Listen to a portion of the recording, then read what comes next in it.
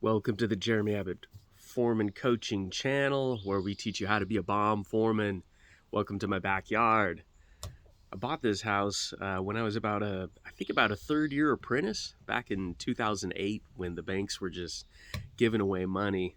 I didn't have to put anything down, and I was thinking about how, man, that is not the economy right now. I don't know how people afford to buy houses on the West Coast. The prices are just astronomical, but I sure am glad that I was a foreman for a lot of my career. Still could be a foreman, but I'm a business owner now, project manager, and but being a foreman gave me that stability, the job stability, in order that I could pay a mortgage. And when I first stopped renting and bought a house, it felt kind of scary because the word mortgage, I just hadn't ever had a mortgage before, and I felt like the consequences must be more serious if you don't pay a mortgage, right? Like maybe you go to jail or something. I don't know. I never owned a house before, but once I finally bought a house and started making payments on the house, it just seemed as easy as anything else. So it was nice being a foreman through that period and knowing that my company valued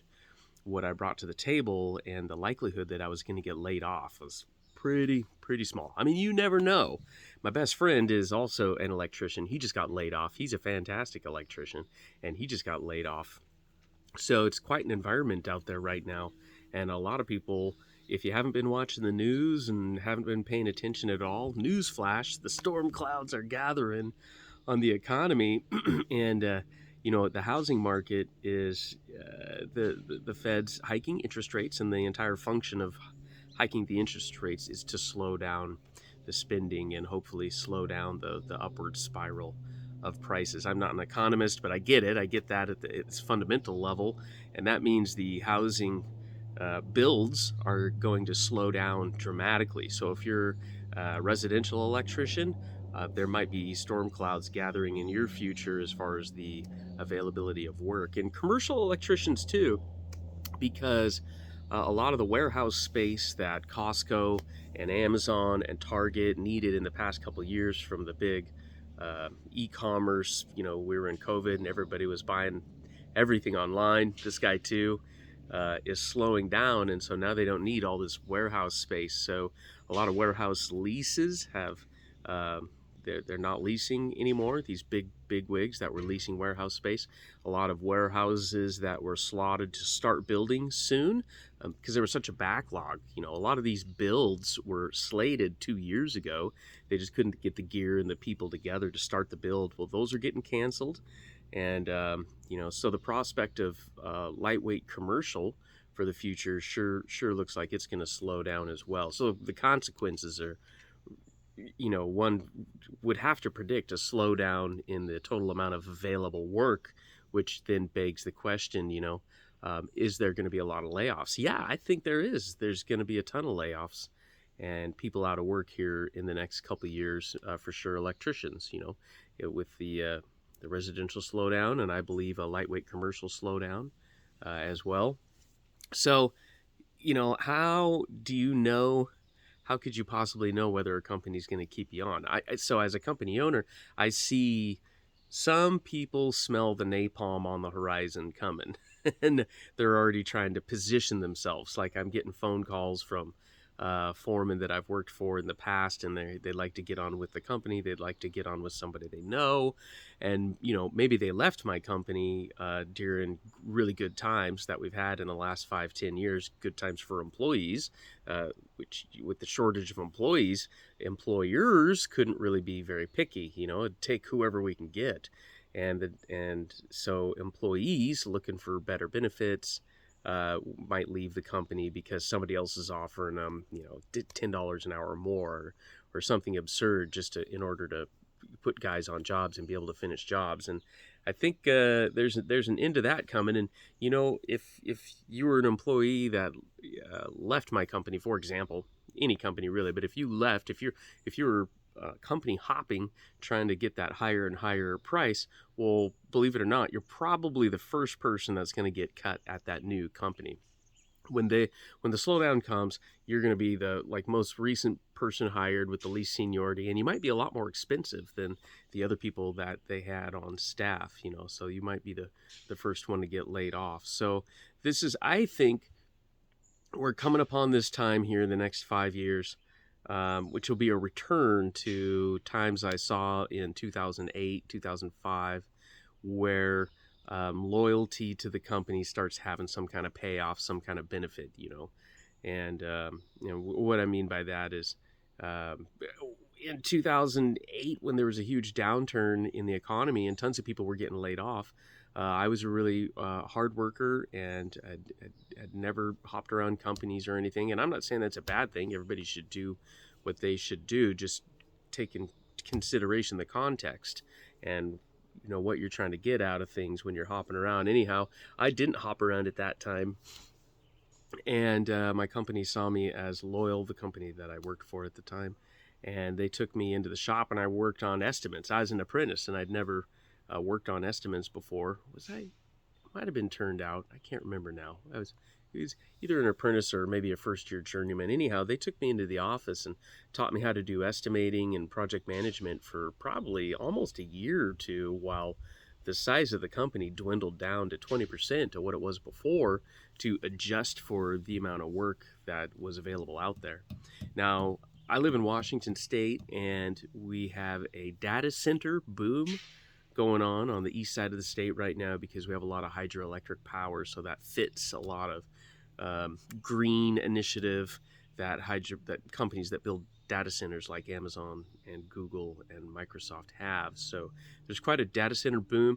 I don't see that slowing down, because the internet ain't slowing down. It's just people offloading local storage and subscribing to cloud storage in general. That seems like it will continue to boom, whether or not there's a downturn. So, but that type of work, it does keep quite a few guys busy over on the east side, but it ain't going to keep everybody busy. And I think it's going to be time to start thinking about what can you do to position yourself so that you're ready for the downturn in the best place possible.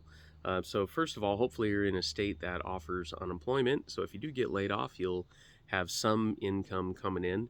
I would definitely start buffering your savings if that's a possibility. You might consider, if you recently made some pretty big purchases that take up a lot of your bandwidth, your budget, your weekly, monthly budget. You might consider whether you really need those things, or at least just have a plan. How would I back out of those things if I had to back out of those things?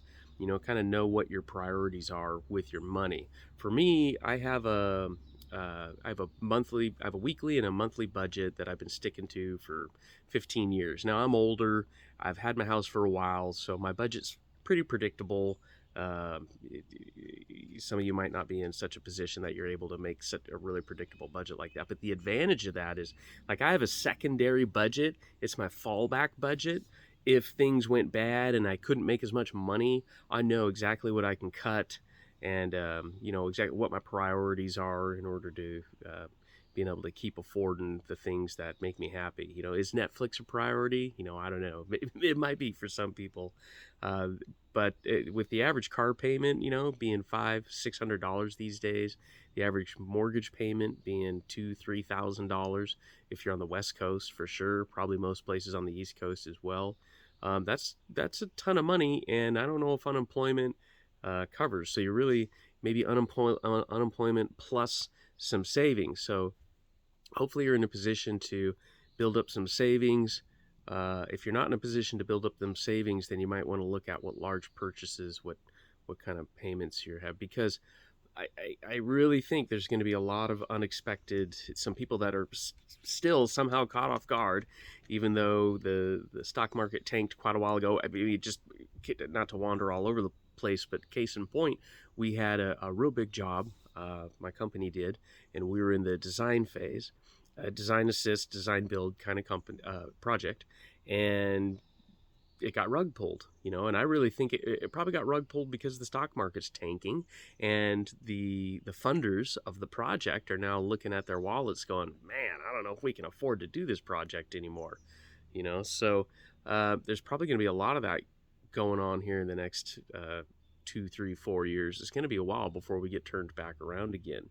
So hopefully, belt tightening is so much harder than deciding, hey, I'm going to get a new four-wheeler. I'm going to get a new boat and add that to my budget. So, I mean, I guess what I really wanted to talk about when I came out here and turned the camera on was what can you do in order to position yourself to hopefully not get laid off. And maybe number one thing is have a little bit of a relationship with the owner if it's possible at all, and just communicate your intent that you're a loyal person and you're hoping to stay on no matter what happens, and just ask what can you do, because I have a couple people like that, and I know that sticks in my mind.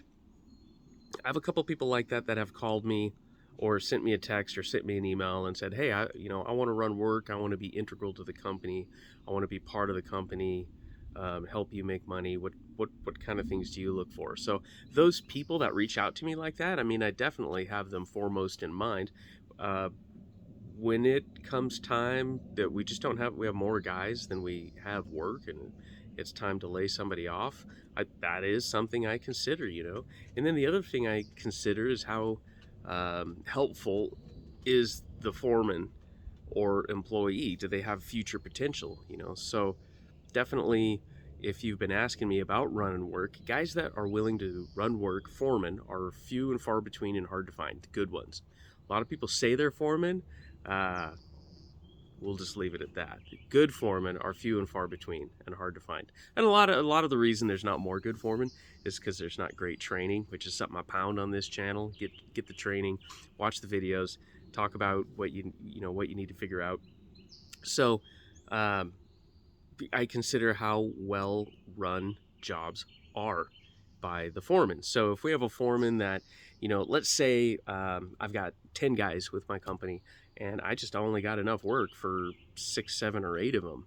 The first thing I would consider is how much money do these guys make me in the past? Clear, obvious question. But how much potential do they have too? Because sometimes newer guys, they just haven't had the opportunity yet. They're looking really good. We've handed them some opportunities. They're doing good.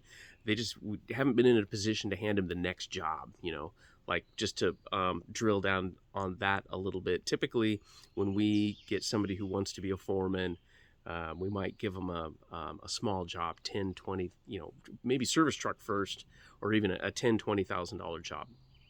If they do okay there, we might hand them some more of those, or maybe you step them up to the $50,000 job.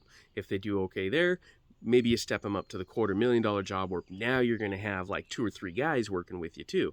And then everything shifts, right? When you're doing a $50,000 job, you're probably doing it by yourself. So it's just you doing a good job. It's kind of like you're really just a super journeyman. You're not, in my opinion, you're not really being a foreman, which is leading labor and making decisions on the job and stuff like that. You're just kind of like a service truck driver. But you hit that $100,000, the $250,000 mark, and now all of a sudden you've got to have 2 or 3 people working with you, and so now your communication skills come into play, and also you may or may not be spending a certain part of the day working yourself.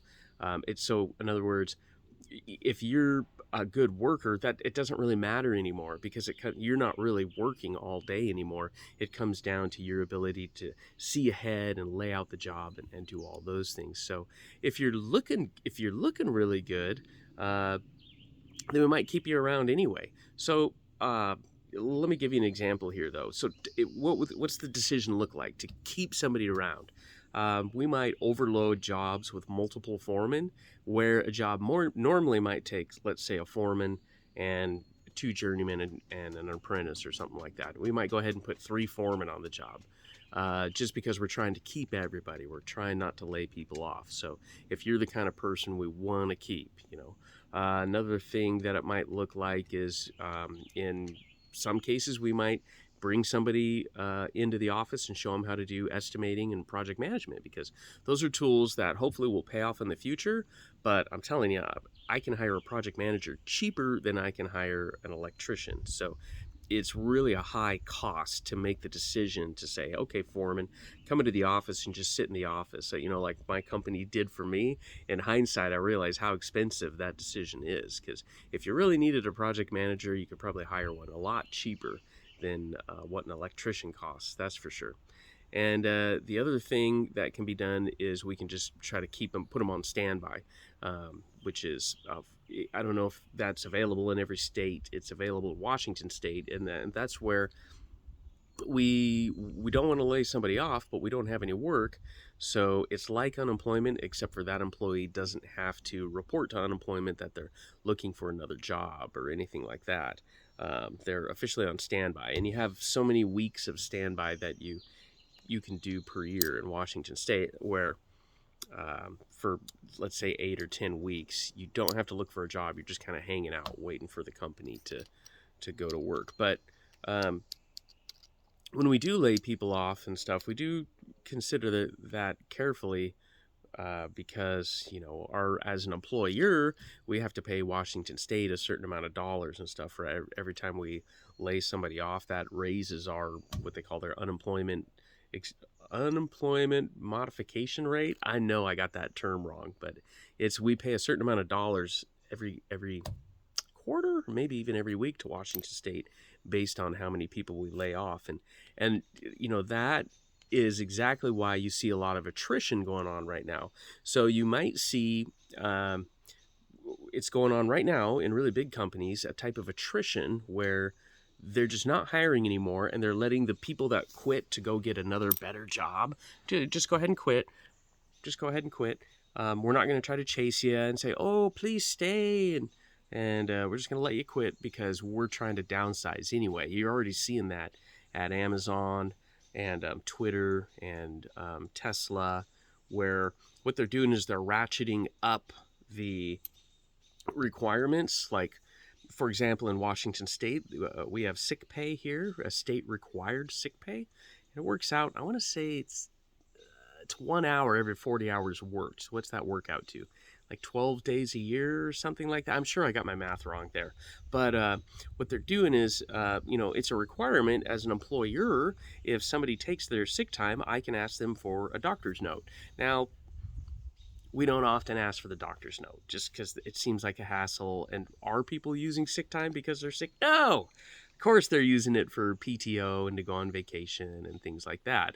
And for when they're sick. I'm not saying it's not used for when it's sick, but I mean, literally, as soon as Washington State enacted the sick time law, I had an employee say right to me, word for word, finally we have vacation pay. And I just thought, yeah. So sorry if I triggered somebody by calling you out because you're going on vacation using sick time. But as employers, guess what? We know.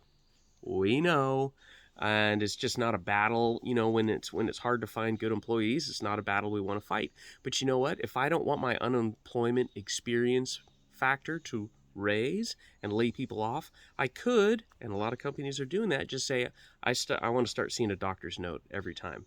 And that might make, some people go, oh, then I'm just going to take a layoff. No, you aren't. That's a quit, buddy.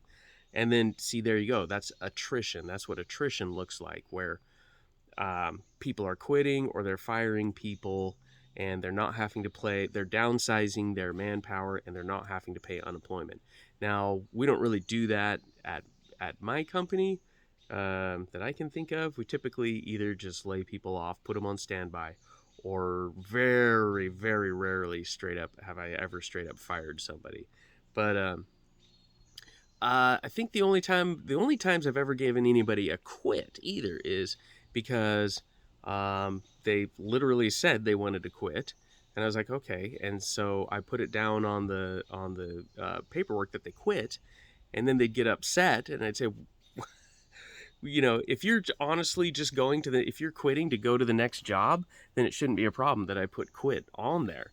But if you actually wanted me to put lay off, even though you actually quit because you want to go on vacation for 3 weeks until you start your next job, then that becomes a problem for you that I put quit on there. So those are various things that employees have expected for the last 5 or 10 years, because it's just been booming. We've just been willing to work with whoever we can get.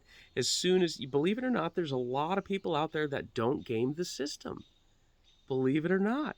And whether or not you think it's gaming the system to you're quitting, but you want it to be called a layoff so you can get unemployment, or you're quitting because you need a mental health day or things like that. Whether or not you think that you're gaming the system, there's a lot of people out there that don't ask for those considerations, where an employer feels like you are gaming the system. And this can be a sensitive topic, I know, especially in the context right now where employees have garnered a lot of what they think are rights over the last 10 years, because it's been booming. So employers have been willing to tolerate a lot of what technically is gaming the system, man. We pay, our company pays a lot of money into the sick pay.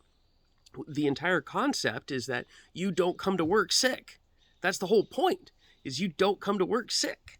But yet I have people that will come to work sick because they're saving their sick time so they can go on vacation. That is gaming the system, and it's harmful to the company. It's disrespectful to the entire point, because now you come in and you get other people with the sniffles or a cold, and it fouls up what they got. It's just disrespectful. And anyway, I guess I'm rambling on a little bit there on that point. But the greater point is attrition is coming. Employers are going to elect to start enforcing the rules that have always been there, but employees have been getting away with. And the employees that say, screw this, man, and quit, you're playing right into their hands. That's exactly what they want you to do, because you're going to get issued a quit and you're not going to get unemployment. And when you try to hop to another company to get picked up, that other company might be in the same position where they're downsizing their staff due to attrition as well. So how can you put yourself in a position to not get laid off? Well, don't quit. Number one, if you don't have a problem with the company you're working with, don't quit, because the next job might be further out than you think. Number two, you want to make sure you're playing by. Don't ask your employer to do you favors. And I don't mean, hey, calling me and saying, hey, can I use the company truck to pick up a load of beauty bark on the way home or pick up groceries? That's fine. I'm talking about, will you give me a layoff even though I'm quitting to go work for another company? I'm going to take 6 of my sick days in a row because I'm going on vacation to California. Things like that, when I'm trying to get a job done, are infuriating, and they look like employee abuse of the system. And we could call you out for doing that stuff in the past, but we haven't called you out. So that's what there's some things you can do. And are you providing value to your employer? So talk to your employer. Just let them know you're looking to work with them for the long term. You're looking to run work if that's what you're trying to do, and you want to help them do a good job. But there you go. This is my backyard. I'm recording this for release next week, so it's actually 4th of July today. So hey, happy late Independence Day when you watch this next week. And I sure appreciate you guys. And if you want to learn how to become a better foreman, keep watching my videos, keep the conversation going. Hit me up with any questions you have about being a foreman in the electrical industry. I'm pretty seasoned. I was a foreman myself for a very long time, still hold my journeyman card, still hold my administrator's card. I just have been working as a part owner in a company for the last 5 years. Actually, I guess 7 years. So I have that perspective too. So I can really help you get where you want to go. Anyway, hope you guys had a happy holiday, and I will talk to you later.